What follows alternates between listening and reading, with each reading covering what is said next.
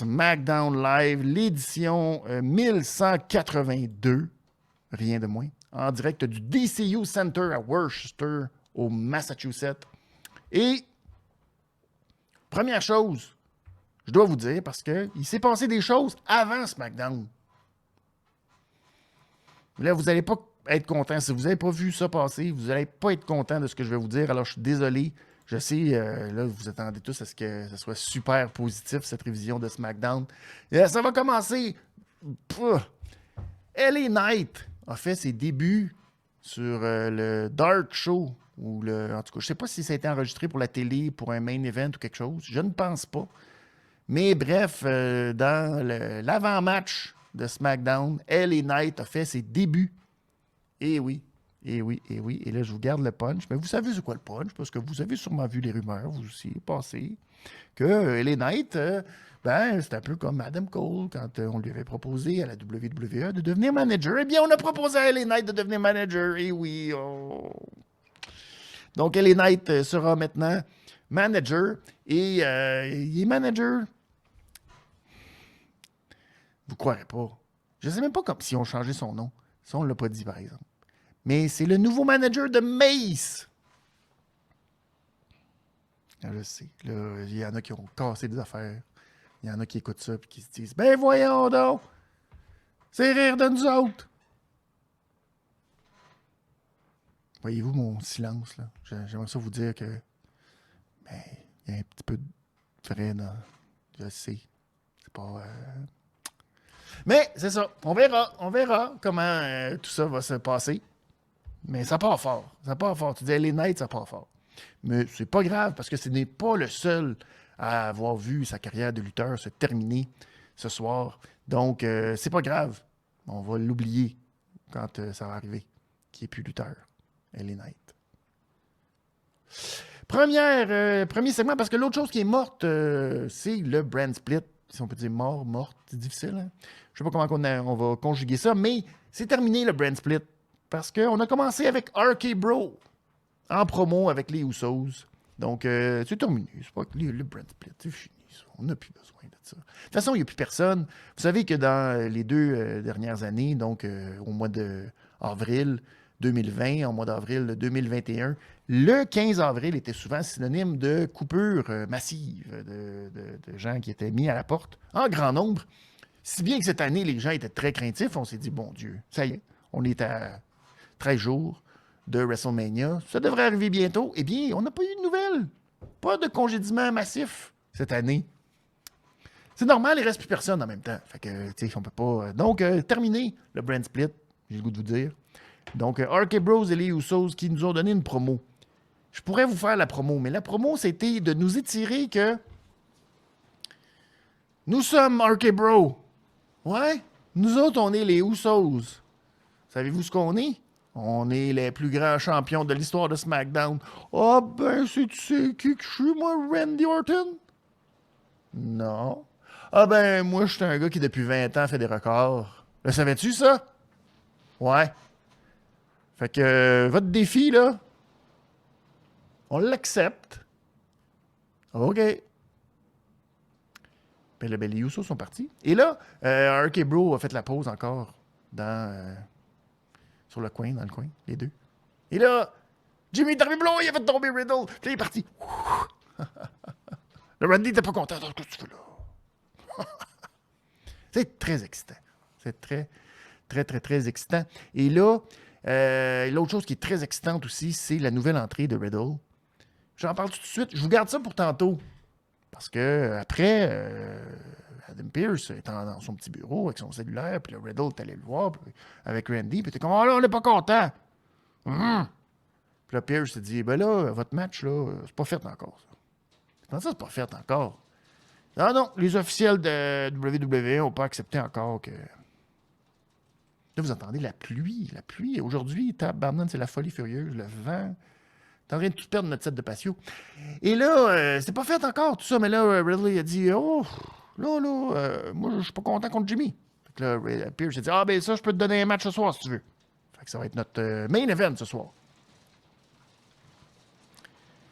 Donc, après, les Usos marchaient dans le corridor. Kayla est allée les voir. Elle dit, hey, les Usos, je peux-tu vous parler 2 secondes? Et là, qu'est-ce que vous pensez de qu'est-ce qui va se passer, là? Puis Adam. Puis là, ils sont rentrés dans le vestiaire, puis ils ont fait, mange la chenoute, oui. Kayla Braxton, tes questions plates. Mais, 20h54, pour aucune raison, aucune idée, on ne sait pas pourquoi. Ah, là, on nous a dit que c'est beau. Là, c'est officiel. Breaking news. Ça marche, finalement. On n'était pas sûr depuis une demi-heure, mais finalement, là, on est sûr et certain. Ça y est, le match va avoir lieu à Backlash. À WrestleMania Backlash.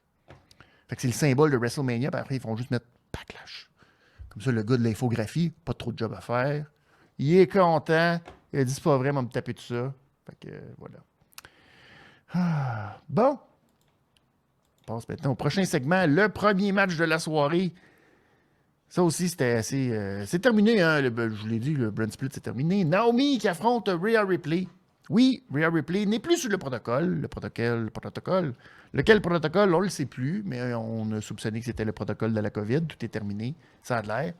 Elle était censée affronter Sasha Banks, mais finalement, on s'est dit c'est peut-être une mauvaise idée que Sasha Banks arrête pas de perdre à chaque semaine à SmackDown. Donc, c'est Naomi qui a pris la place de Sasha Banks cette semaine. Et dans un bon match, quand même, où, en début de match, ou avant le match, ben là, Sasha puis Naomi se parlaient, puis elle comme, ah ouais, on va tellement gagner, tu vas tellement gagner contre Rhea. Puis là, Rhea est arrivée, puis elle a fait, ah ouais, comment ça? Puis là, Naomi a dit, ouais, parce que, tu sais, the glow always outshine the night. Tu sais, c'est virulent, ça, comme propos, là. Tu te dis, oh my God. Ouais, puis Sacha, elle a dit, ouais, Naomi, fais du Naomi ce soir. Tu sais, tu tapes. Et là, Liv, après qu'il soit parti, Liv Morgan a dit à Rhea, non, tu vas gagner ce soir. Puis t'es vraiment belle en plus. Liv Morgan qui avait mis son fouet. Son fouet à l'encan de WrestleMania. 10 000 $ qu'elle a rapporté avec ça à la compagnie. Pouf, je dis qu'il y a des gens qui sont prêts à tout. Donc, dans le match, j'ai noté que les rallonges de Naomi, ça n'a pas de sens. Ça finit plus. C'est rendu qu'elle les a jusqu'en bas de la cuisse. Ces rallonges de cheveux glow. C'est beaucoup trop. Et, elle a tenté de s'en sortir à plusieurs reprises du Riptide. Elle a réussi, mais à un moment donné, Rhea était trop forte. Et Riptide, victoire. Et là, Sasha qui était aux abords du ring, là, elle regardait ça et elle n'était pas contente. Elle se disait, oh my God, c'est proche que je perde encore contre Rhea et Liv Morgan. Mais là, c'est confirmé cette semaine à Raw. C'est confirmé que si personne n'est sur le protocole, le match aura lieu. Et là, on se demande de quelle façon, parce que là, on a comme un peu tassé l'idée que Rhea va survirer contre Liv Morgan. Puis, mais là, tout le monde se dit, ouais, mais c'est comme pas logique la façon qu'on est arrivé à ce match-là. C'est fait en sorte pour que Rhea se tourne contre Liv Morgan. Liv Morgan qui est un peu trop en adoration. Je veux pas. J'espère qu'on s'en va pas vers. On s'en va pas vers quelque chose qui ressemble à une histoire. Où vous savez que Liv Morgan a déjà eu un passé trouble avec Lana. J'espère qu'on s'en va pas dans la même direction. Mais c'est étrange. C'est comme ça. C'est comme ça. Passons maintenant. Prochain match. C'est pas un match pantoute. C'est une entrevue avec Happy Corbin. Happy Corbin qui break up avec son bon ami Madcap Moss. Madcap qui le traite de mignon. Lui, pour lui, c'était un frein à son ascension. Et maintenant, il est très heureux de voir que Madcap Moss essaie de se faire un nom pour lui-même, mais il va se rendre compte qu'il va se planter et il va devenir une risée à SmackDown. Alors, quand je vous disais que les carrières étaient en train de s'éteindre à petit feu, c'est Drew Gulak qui interviewe Madcap Moss, car Drew Gulak est en audition pour devenir un commentateur, annonceur à la WWE. Drew Gulak, 34 ans, sa carrière qui se termine malheureusement pour lui, devient le nouveau Baron Saxton. Alors, c'est le fun pour Drew Gulak qui est en entrevue avec Madcap où Madcap se dit « Ouais, c'est dur d'être Happy Corbin parce que les gens l'aimaient mieux quand c'était un bum qui n'avait pas une scène. Et c'est pas de ma faute là, si je faisais des mauvaises blagues, c'est à cause que c'est Happy Corbin qui m'a montré comment faire tout ça. Puis lui, il aimait beaucoup ça, les jeux de mots. Fait que là, je suis content de passer à autre chose et de plus faire des jeux de mots. Et là, j'affronte les Los Lotarios. Et là, Umberto, là, t'es mieux de pas me faire avec Angel et un coup cochon. Parce que je vais te montrer, moi. Et votre kiss cam, là, vous allez voir où vous pouvez vous la mettre.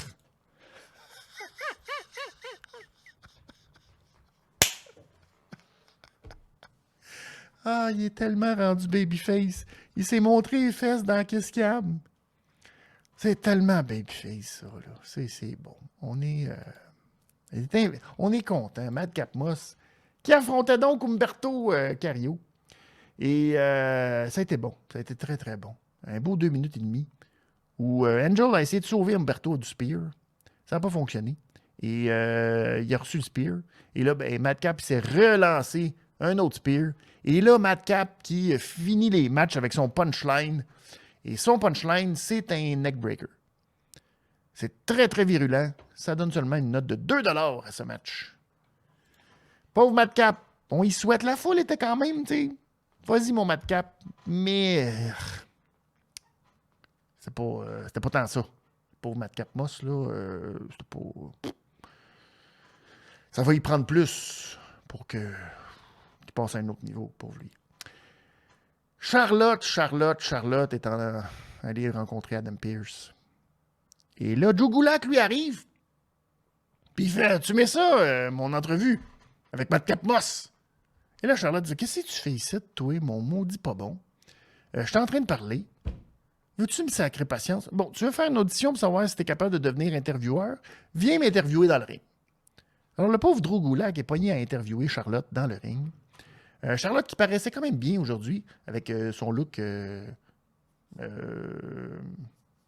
comment t'appelles ça?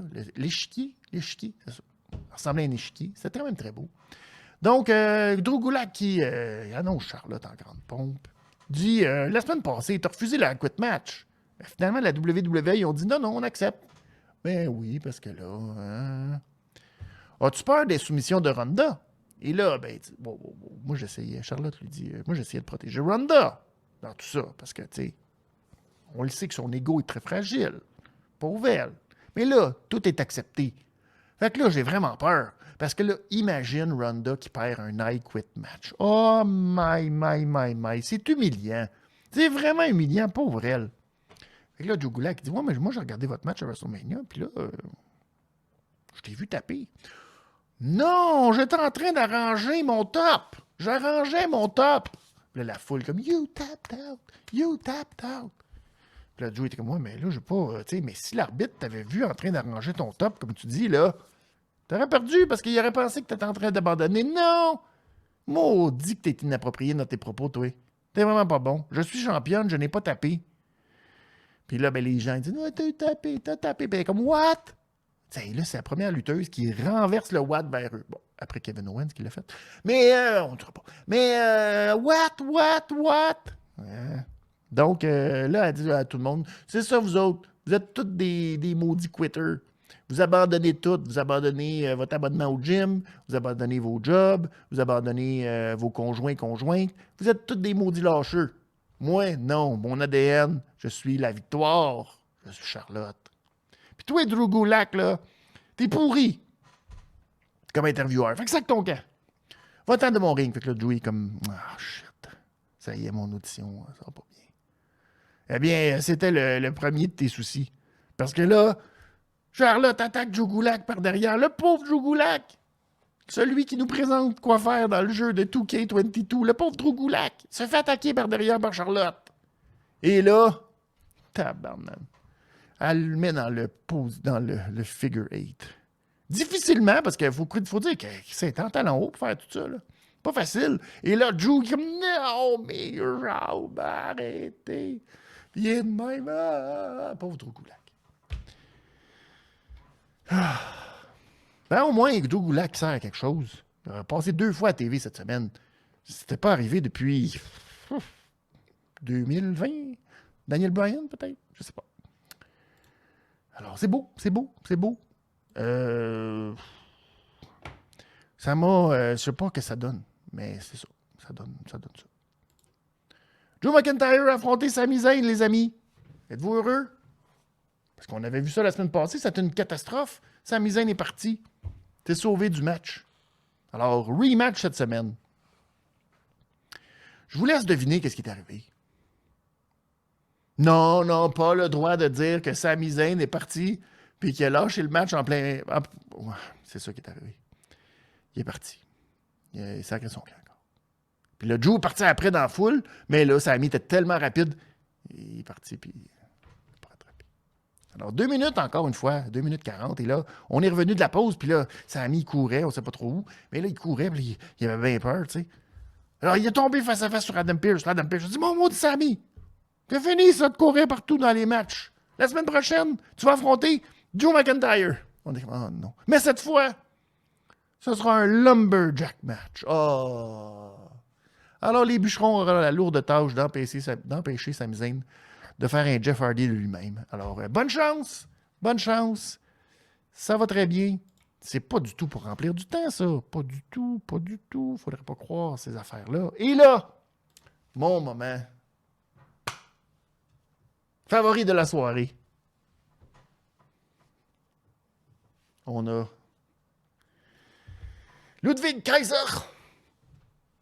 et le général Gunther devant un écran noir. Le ring du général Gunther est sacré comme une institution. Le général Gunther est synonyme d'élégante destruction. Le général va détruire les pauvres faibles par exécution. Viva, viva, viva la révolution. Vous allez obéir au général Gunther. C'est mon moment favori de la soirée, ça. Ça, là, c'est bon, là. T'as un gars de même, ça nous prend. Hein? Ah oui, lui, il a une bonne parole. C'est ce qu'il dit. Il n'a pas la langue dans sa poche. Ceux qui ont les références présentement trouvent ça très drôle. Les autres, qui sont nés après 92, ne comprennent rien de ce qui est en train de se passer. Un général. C'est bon. J'adorais ça. Moi, ça, c'était mon moment, mon fait saillant de la soirée. De loin, loin, loin. Viva, viva la révolution. Viva, viva, viva. J'ai bien hâte au général. J'espère qu'il va affronter commandant Aziz dans une guerre de claques. Ah. Oui, des fois, je me dis ça, pas de bon sens, qu'est-ce qu'on fait? Ricochet qui affrontait Jinder Mahal pour le championnat intercontinental. Et oui, c'est très important ce match. Il faut être sans faille, comme Ricochet. Il est tellement parfait, Ricochet, mais ce n'est qu'une illusion. C'est qu'il donne l'impression que tout ce qu'il fait est parfait, même s'il n'est pas parfait. C'est ça, Ricochet, le grand champion. Les gens me disent, je suis parfait. Je ne suis pas parfait. Je vous donne... Non. Ricochet rate complètement son recoil qui est supposé être efficace. Shanky sort Jinder du ring et là, Ricochet se garoche en crossbody sur les deux, ramène dans le ring et là, Shooting Star Press. Et pour aucune raison, Michael Cole dit que le Shooting Star Press est bien meilleur que celui de Billy Kidman. Pauvre Billy Kidman, hein? Donc, victoire de Ricochet, 3 minutes 6, match, $2, pas très bon. Les gens disent, oh oui, Ricochet, ça vaut la peine de le voir battre des gens qui sont jamais à la télévision. C'est un ancien champion de la WWE, c'est pas rien. C'est pas rien, mais c'est pas non plus... T'as coche, juste, t'es là, tu sais. Ah, c'est le moment bitch, butch, butch, bitch, bitch, butch, butch, butch, et bitch, butch. Ridge Holland, Sheamus et Butch. On est en entrevue avec Megan Moran, puis là, il dit, oh, il y a eu de la dissension la semaine dernière, hein? Puis là, Sheamus, mais non, c'est une petite bataille le fun, là, on est juste en train de, tu sais, c'est le fun. C'est juste qu'on a compris, là, que Butch, là, c'est un petit agressif. Faut qu'on le check, parce que sinon, il est agressif, le petit Butch. Il est agressif. Puis là, Butch est comme... Puis là, ils ont dit, Butch, on n'est pas tes ennemis. Les ennemis, c'est... New Day, c'est les ennemis. Oh, OK, Butch. OK, Butch. Fait que ça va bien. As-tu vu comment ça va bien? Regarde. You, Butch. Où c'est qui est passé, Butch? Butch. Butch! On revient de la pause. Là, New Day, eux autres sont là sur une table, puis sont en train de signer plein d'affaires, puis s'amuser. Puis, c'est qu'ils sont niaiseux, bitch, Butch, puis Butch. Butch arrive, saute par-dessus la table. Les officiels arrivent, tout le monde. C'est le gros chaos.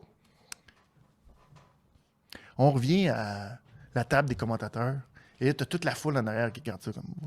Qu'est-ce que c'est ça? Voici l'étendue de la créativité qu'on réserve à toute cette division. Parce que là, je vous en ai pas parlé depuis le début. Il n'y en a pas de Roman Reigns. Il n'y en aura pas de Roman Reigns. Roman Reigns n'était pas là. T-Paul n'était pas là. Personne ne s'est occupé d'aucune forme de créativité. On a laissé ça à n'importe quel kidam dans les backstage. Ah, vas-y, gars, faites quoi, là? On dit, ben c'est tout ce qu'on peut. Je ne sais pas qu'est-ce qu'on va faire. Ça a donné ça. Ça a donné ça. Ça a donné ça. Ah. Là, vous pensez que ça va très mal. Eh bien, là, j'ai le goût de vous dire, votre vie, là, ça va très bien, votre vie. Parce que Lacey Evans nous a donné le chapitre 2 de son histoire. Et pauvre Lacey Evans, c'est pas la fille qui va vous remonter le moral dans un party. Elle a eu une vie assez triste.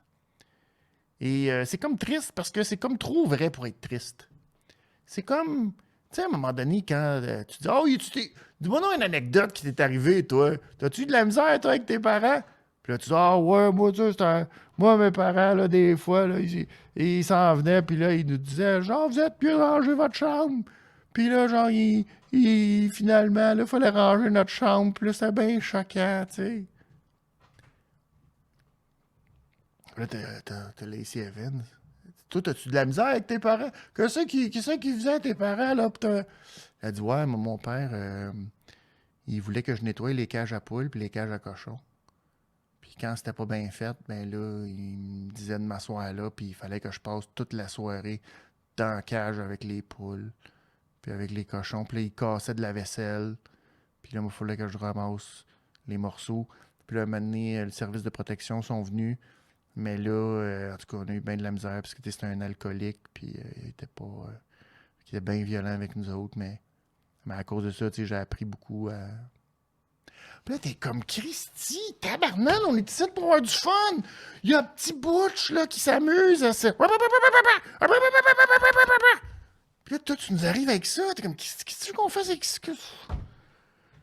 Ah, tabarnak, Lacey Evans, c'est comme... Sérieux, je comprends là, ton désespoir, puis que tu l'as pas eu facile, puis que maintenant, tu sais. Mais à un moment donné, c'est comme. Peux-tu juste aussi, tu sais, s'amuser un peu? Là, t'as Natalia qui regarde ça à la TV, puis elle fait. Ah, s'il y en a-tu un qui chiale pour rien dans la vie?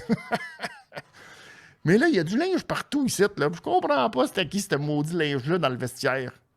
C'est qui ça, cette fille-là qui est assise là à côté? Là? Je sais même pas c'est qui. Et là, t'as... pas vrai. Elle est assise de même, là. Yes, oui, Raquel Rodriguez. Parce qu'il faut qu'elle parle comme ça. Yes, oui, Raquel Rodriguez. Et comment tu l'as pas encore bien pratiqué, ça, le Raquel Rodriguez? Et ils se font une poignée de main.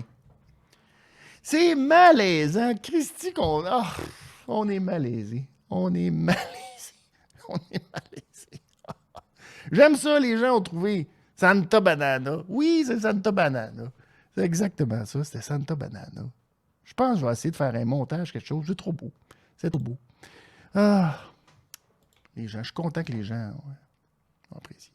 Mais en tout cas, Lacey Evans, faut que là, ça n'a pas de bon sens. On est arrivé au main event de la soirée.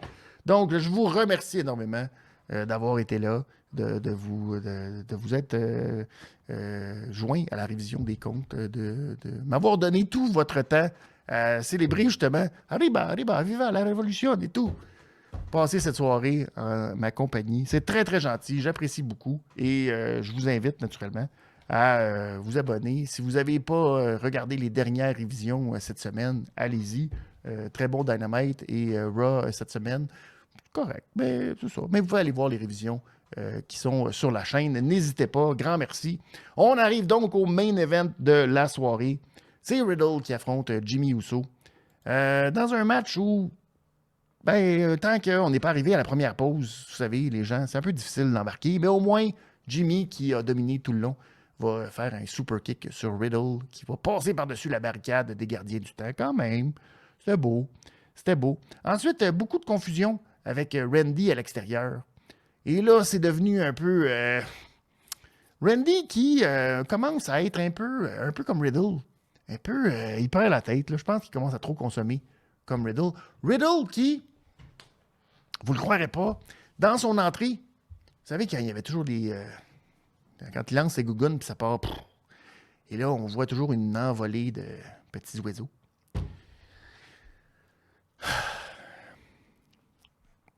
Là, je suis obligé. Je veux que j'en parle. Mais c'est tellement mauvais. Ils ont remplacé ça par des sauterelles. Des sauterelles. Ils ont remplacé les petites colombes par des sauterelles. Je me dis, pourquoi ils ont remplacé ça par des sauterelles? C'est parce que c'est des grasshoppers. C'est un niveau fantastique. C'est un niveau fantastique. Bref, Randy, trop consommé. Là, je pense qu'il a de la misère. Et là, Jay commençait à le narguer un peu. Là, il a commencé à se stiner avec lui à l'extérieur. Là, ça a causé de la distraction. Il a reçu un super kick de Jimmy. Là, finalement, de retour, là, il a comme causé malgré lui une distraction. Il a voulu monter. Bref, ça a comme empêché Riddle de faire son floating bro. Il s'est fait pitcher en bas par Jey Uso. Fait que là, on pensait que Jimmy allait reprendre le dessus. Mais non, Riddle s'en est sorti. Et de toute beauté, à part de ça, il s'est fait lancer dans le pop-up Samoan Drop. La première fois, ça a réussi. Mais la deuxième fois, quand Jimmy a tenté un pop-up Samoan Drop, Riddle a renversé ça en RKO. C'était de toute beauté, tellement que Randy était là, fou comme de la merde. Il est rentré dans le ring. Le match n'était même pas fini. Il était comme « Oh, ouais!